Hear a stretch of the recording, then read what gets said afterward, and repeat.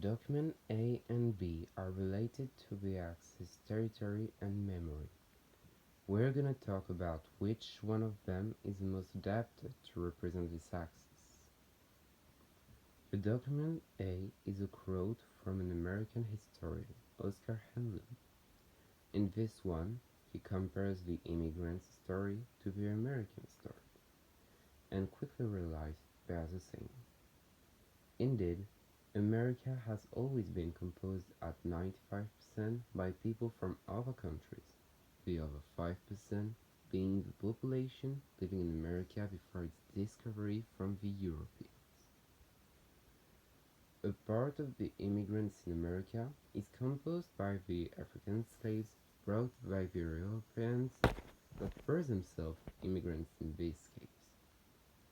After that, a large wave of immigrants came in America during the 19th century and composed the beginning of the American journey.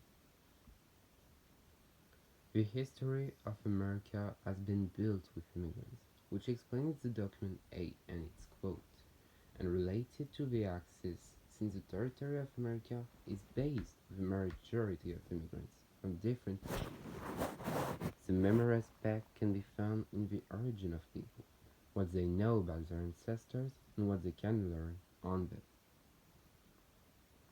Document A gives a general aspect of the axis, territory, and memory.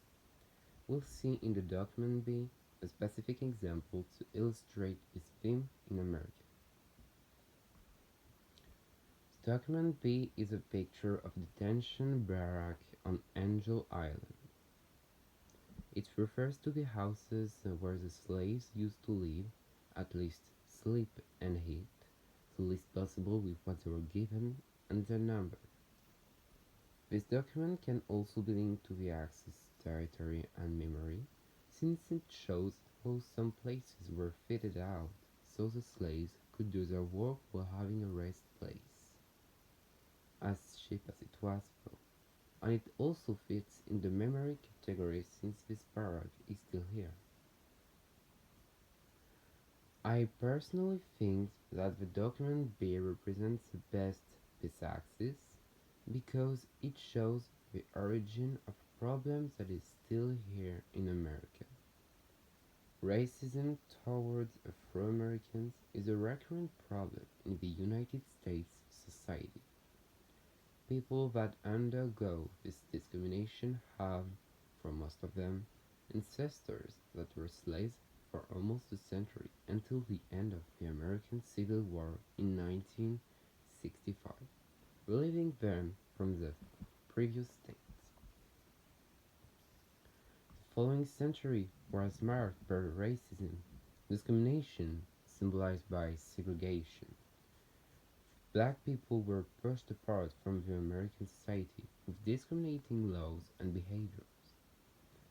Fortunately, countless Afro-Americans fought back more and more with pacific ways to the end of segregation in the end of the 19th and 20th century.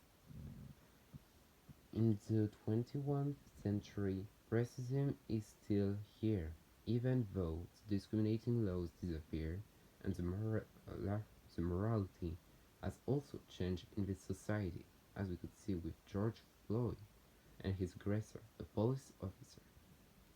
Document B shows us, in the end, the origin of an unfinished, obscure story, while the document A just gives us a general impression of the American story, without even giving a hint of what we can learn from it.